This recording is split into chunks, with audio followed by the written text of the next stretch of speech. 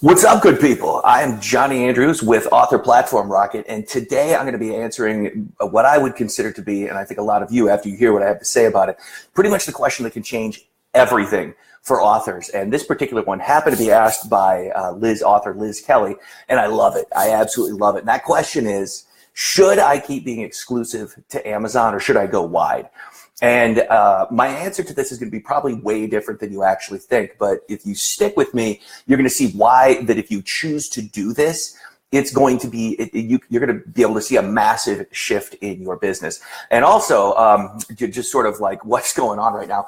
I was so excited to answer this question. I literally ran home, well, I drove home from the gym, and just said, you know what, boom, we're going live right now. This is going to be totally awesome. So I'm also, if you could see by the wires coming out of my head, I'm attempting to do a new thing. And if you are familiar with my philosophy on anything, it is just execute, worry about looking cute later. Because I am working on we're going to record the podcast episode for next week simultaneously while doing Facebook Live. Let's see how this turns out. Maybe it'll be good, maybe it'll be bad. Who knows? I'll get your feedback on it. But today what I'm going to do is I'm going to break down, first of all, my answer to the question. And then I'm going to start going through why exactly I think that you should be doing this, because it's based off of some very, very strong historical precedent.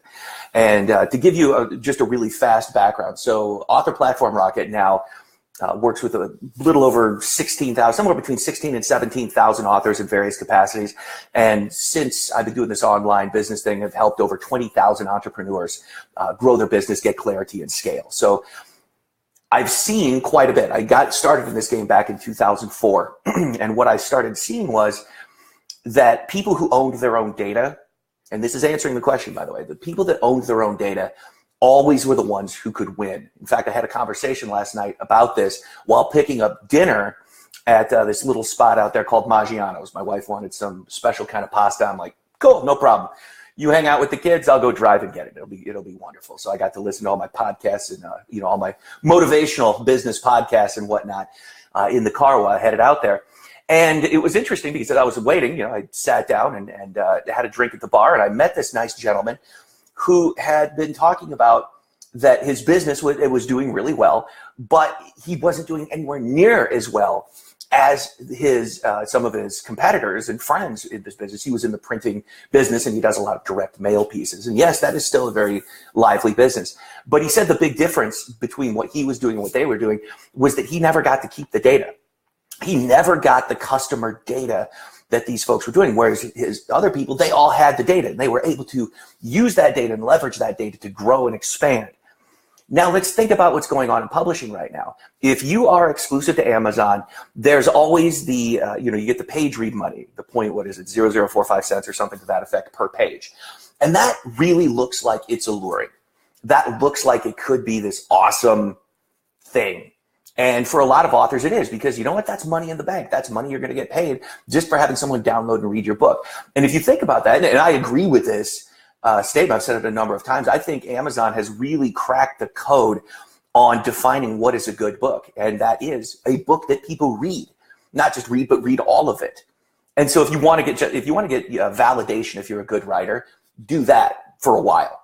Now let's look at the other platforms. You have iBooks, you have Kobo, you have Nook, you have, Google, whatever, all these different wide platforms. Here's the one defining characteristic of all of them. Zero of these distribution platforms give you, the author, your buyer's data. And so I want to take it a step further. Obviously, in our agency program, we work with a large number of authors, very successful authors. I would say probably some of the top 5 to 1% of these authors. Typically, the entry-level person who comes to us is making at least $10,000 a month from book sales. Now that sounds awesome, right? Yay! Just from that book sale. Now that we're segueing, we're obviously still working with fiction, but we're going way more hardcore into the entrepreneurial space, the personal development space, and working with people who have back-end products and that kind of thing. It is becoming extremely important to be able to track the success of a campaign. And what happens here is that Amazon does not give you they won't fire a pixel. Let's say you're running Facebook ads and you're sending traffic to that book. You have no freaking clue which ads are working. You don't. Nobody knows. I can't tell you, and people pay us a lot of money to run successful ads. The only thing that we can do is look at, did we do this one thing and did it move the needle? That is a horrible position to be in. In fact, I would say because of that single thing, authors have wasted billions of dollars in ad spend over a couple of years running ads because they thought that cheap clicks meant success. Click cost has nothing to do with your ability to sell books. And case in point here, we have some agency clients that, they'll come in and, they have these crazy situations happening and stuff like that with their cost per click and all these different kinds of things. But at the same time, they don't know what's working. And so we'll, get rid of 2/3 of the ads that they're running and just focus on one. Say, okay, is this moving the needle? And then shift it up. Maybe the audience, maybe the messaging. Is this working? Then you start to see this rise and climb. Here's what's interesting about that. We have other people, so we have some that are getting 16-cent, 10-cent clicks, whatever, and it's working for them. We have others who are getting 40-cent clicks, but somehow those ads are helping to put them on the USA Today list. I wonder what's happening. Oh, it's easy. The answer is click cost has nothing to do with return on investment at all. There's nothing there. But you don't know that because there's no pixel fire. What you can do, let's say you're going to build leads. You want to grow your subscriber base. So what you could do is get something like what we do. We use leadpages.net. It's an amazing service. I love it to death because what you could do is you could put that tracking pixel on the landing page. You could put that tracking pixel on the thank you page, and you can optimize your ads to give you the best cost for those subscribers. So you can see it happen. And here's what's hilarious. Almost every single time, something that has the worst click-through rate and the highest cost per click actually has the lowest cost per lead. So think about what that means. It means you're bidding on your objective. You're not just bidding to look for vanity metrics. Like I literally laugh until like blood and stuff fly out of my face when I see these, a lot of authors like, I have the best cost per click. I don't care. It's why you're broke. You're not testing correctly. You're not looking at the right metrics. And so to get into this question of should I go wide or should I stick to Amazon exclusive? Neither. What you need to be doing, and this I'm going to predict the future because I've been doing this for many years and I am very rarely wrong. Here's what's going to happen. This idea is going to come out of my mouth. A lot of people are going to hear it and they're going to go, what are you talking about? That is insane.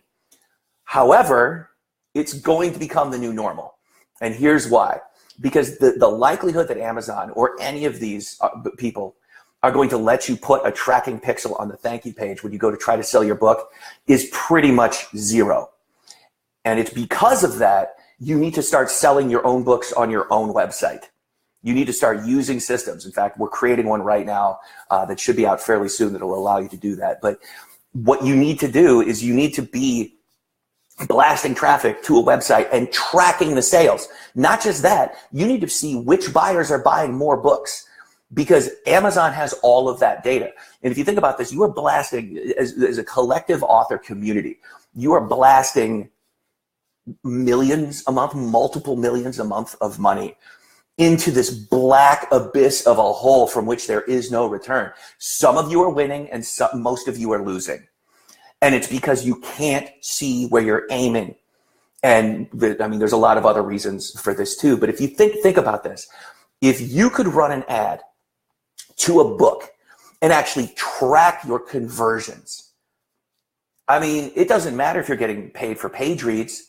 It doesn't matter because you're able to adjust your marketing based on outcome, not based on vanity metrics that mean nothing.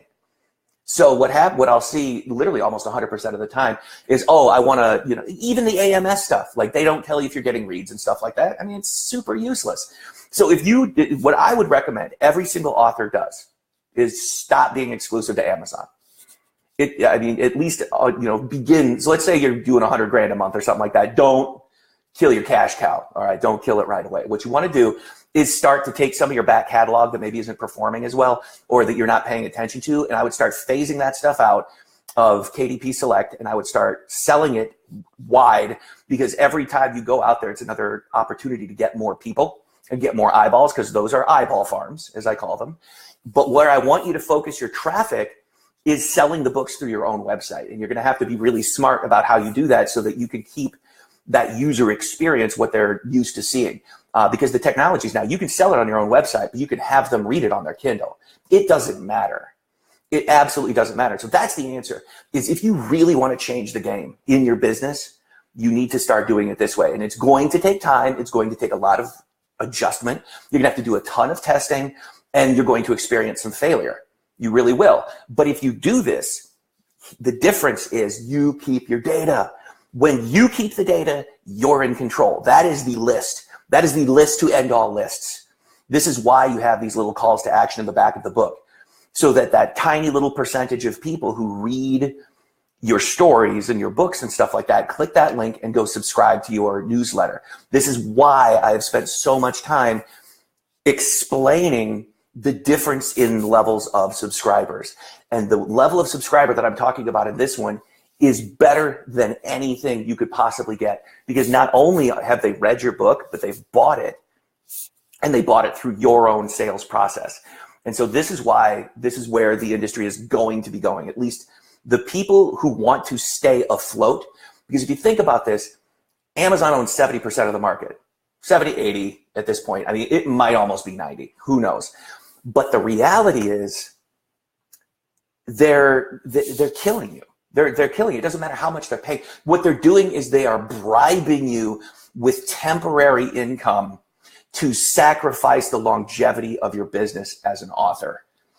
And until you start taking control of this situation, you will always be at the mercy of some sort of stupid algorithm change. And listen, I am not anti-Amazon. I know that this might sound like I am, but I'm not. Because when you understand that they are making decisions that are best for their business, then it's like, okay, cool, great, awesome. And you could start making decisions that are better for your business. And the best decision you're going to make is the one where you sell the books off of your own website, because that way you have the stats to track it. You can test the landing page. You can figure out what kind of page do I put here that will, get the highest conversion rate, because people are asking all the time, what's my conversion rate on my Amazon page? Guess what? Nobody knows. 0 people know. Who knows? And that is a horrible place to be in. Like literally everybody is one algorithm shift. The entire marketplace is one little algorithmic hiccup from just being sent back to the Stone Age and living in the poorhouse. So you need to take control of this, because every time you sell through your own website, you get that buyer data. You can have a shopping cart that would do this. You can still sell them at 99 cents. You're even making more money at that point, because let's say you do it through PayPal. What is that? 30 cents per transaction plus 2.9%. I'm pretty sure you're going to earn more than 35 cents, even at a 99-cent book. You could do this. You could give away books for free. It's super easy. And if you give away books for free, you could follow up with them then. You don't need to wait for them to join your mailing list after they buy it, because after they download it, it's already there. So this is where it's going. And I would very much, obviously, this is a big deal to do this. There's a lot of technology involved in this. But once you get it, once you learn it, once you understand it, this has the power to change literally your entire business, because no longer will you be at the mercy of one entity and their algorithms and their feelings about you. And what you do is you just publish wide all the time, but focus your money. That's because you think about this ROI, return on investment. Focus your money where you can track it and where you have the power and you have the control, and then you get the buyer data. And if people are buying on Amazon, that's great. If even 70% of your money is coming from Amazon, that's great too. That's super cool. You keep running it like that. Let Amazon give you the gift of maybe you're riding an algorithmic wave. That's fine. But where you need to push is on your own stuff. So that is the answer to that question. So keep them coming. Message the page. You can email agency@authorplatformrocket.com. I'm going to be doing a bunch of series of these Facebook Lives and stuff. Obviously, fresh from the gym kind of situations like we have here. But this was a really good question, and it was definitely something that I feel needs to be said, and said very directly and specifically, that if you are thinking that it might be time to go wide, this is the way that you go wide. Publish wide, but focus your money on a place where you can track it and you can leverage, and you get that, because you get that buyer data. And if you're not getting that buyer data, you're pretty much done.